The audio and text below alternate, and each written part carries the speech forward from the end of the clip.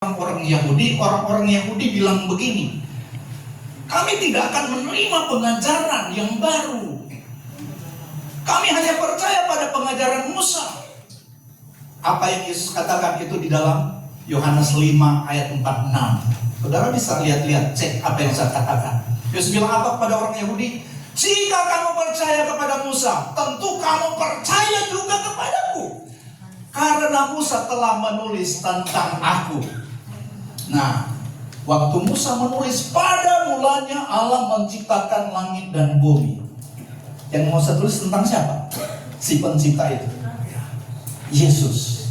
Ini jelas Yesus bilang, karena Musa telah menulis tentang dia. Waktu menciptakan langit, bumi dan segala isinya, Yesuslah pencipta itu. Nah, itu sebabnya ini mulai dari kristologi ya, pengajaran tentang kuasa Kristus. Nah, kita masuk dalam eksposisi kristologi dalam kitab para nabi dan syair.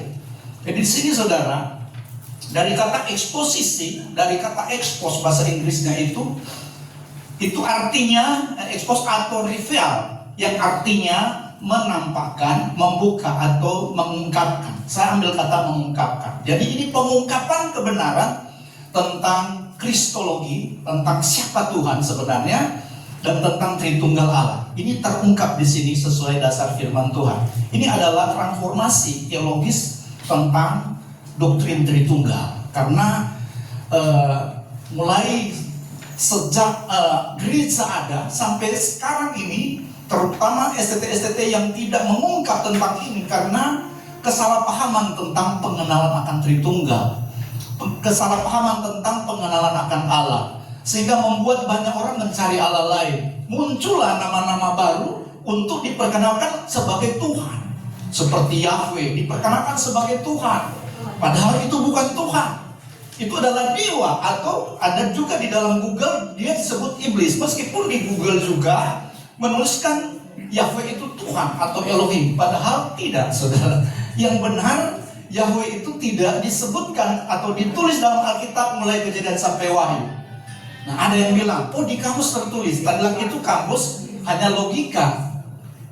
Karena saya tahu ceritanya pada waktu Kejadian sampai kenapa lain tulis itu. Sebenarnya sempat saya berbincang dengan orang lain. Mereka bilang itu ada penyusup yang anggota lain juga.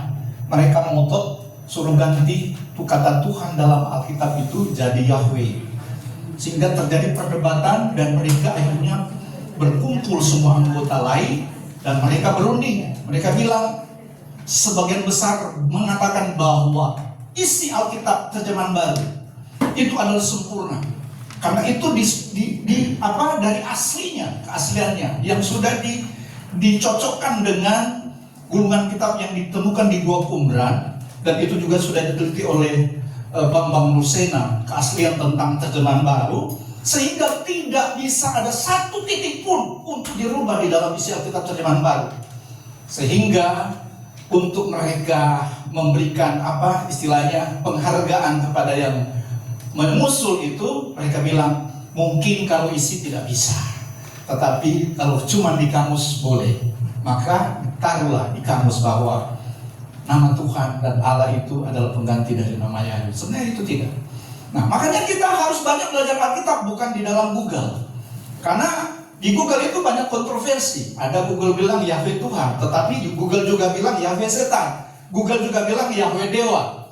Nah, siapa mau pedang? Makanya harus kembali pada laptop, kepada Alkitab.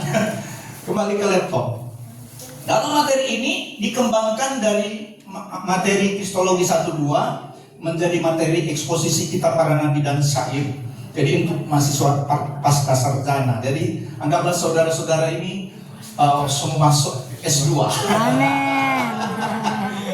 Yang belum S1